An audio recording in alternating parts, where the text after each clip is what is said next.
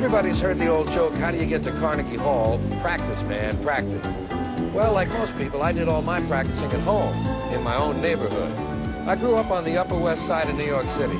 General Grant was one of my neighbors. I had a lot of fun in my neighborhood. I did a lot of practicing. But sooner or later, I just wanted to get downtown to show them what I could do. And I had to find out how to get there.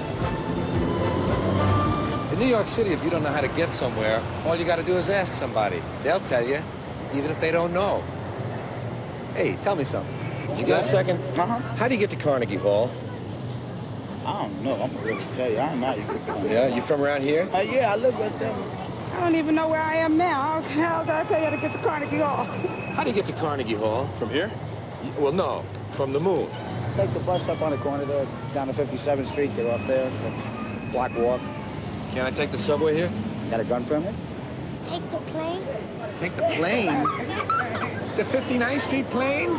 Well, that depends on which way you want to go. Well, all I can say, you can take a car down there. Take the bus and leave me right in front of there. Okay. I don't know the number, but I'll get there.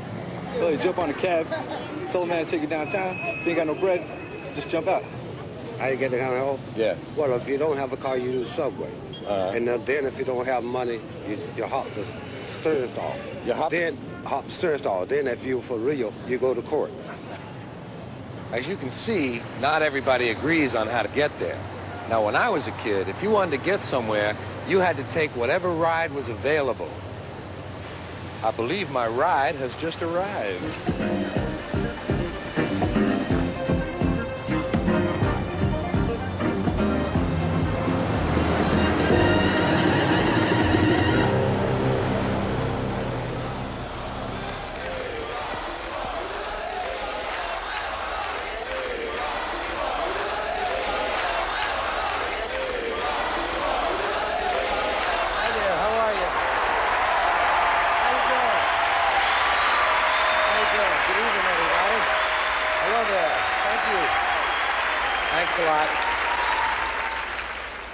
Have you noticed that most of the women who are against abortion are women that you wouldn't want to fuck in the first place?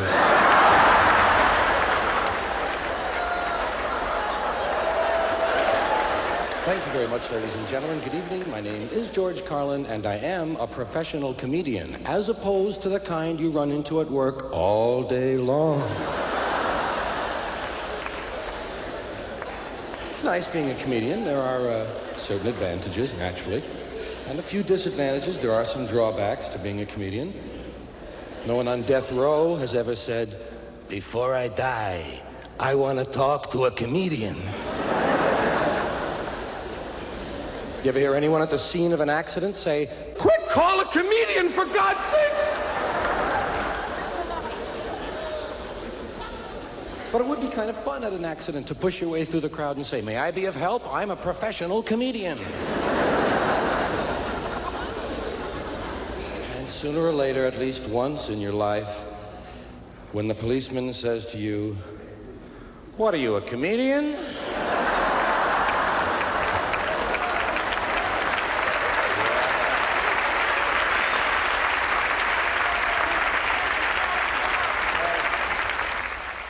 You've got to look him right in the eye and say, "Actually, yes." Even criminals have no respect for comedians. What do they say first thing they do when they hold you up? "Don't try anything funny." First one makes a funny move, gets it. Whenever they're not looking, I go,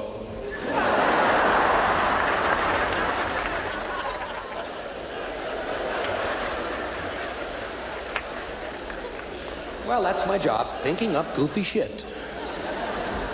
Thinking up goofy shit, coming around every now and then, letting you know what it is, or reminding you of things you already know, but forgot to laugh at the first time they happened.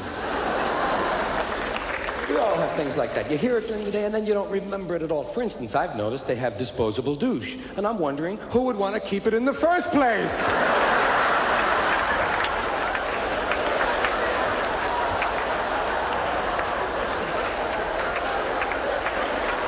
I do have not a lot, but I have some notes over here. And the reason for that is I haven't been doing this lately. I want to make sure I know and remember everything tonight. I've been taking a little time off. I get about 6 months, I think. I took 3 of them quite voluntarily, and the other 3 quite against my will. I had a heart attack, or as they say in Boston, I had a hat attack. He had a hat attack. You hear about George? He had a goddamn myocardial infarction.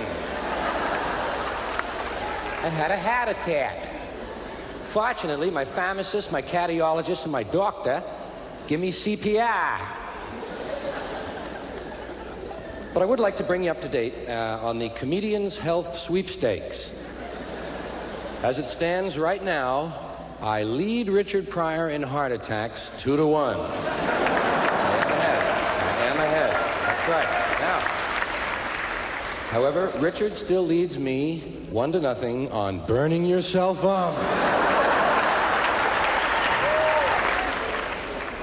Well, the way it happened was, first Richard had a heart attack, then I had a heart attack, then Richard burned himself up, then I said, fuck that, I'm going to have another heart attack.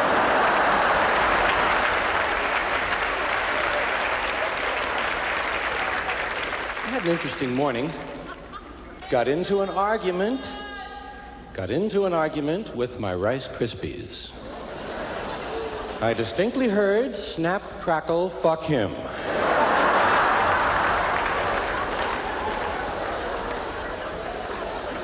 I don't know which one of them said it.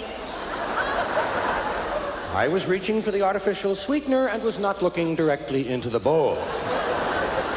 But I told them, I said, well, you can all just sit right there in the milk. As far as I'm concerned, you can sit in the milk. Until I find out which one of you said that. Little mass punishment for my breakfast food. The idea is to turn them against one another. Just sit in the milk. As far as I'm concerned. Silly me. Big punishment. That's what they do anyway. Sit in the milk. That's their job. That's Rice Krispies' job, sitting in the milk. You've seen them, haven't you? Floating along. Little beige blisters of air. Riding proudly in the milk. And you can't sink them. They float for a long time. You know why? They stay together. They gather together in little groups. Little groups of 8, 10, 12, sometimes 14, but always an even number if you've noticed. It's the polarity of the Krispie that attracts them. They form little colonies of Rice Krispies.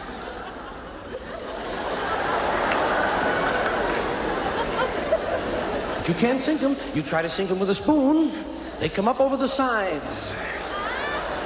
You can't sink them. That's what the fruit is for. Sinking the Rice Krispies. Good-sized peach will take down 80 or 90 of them.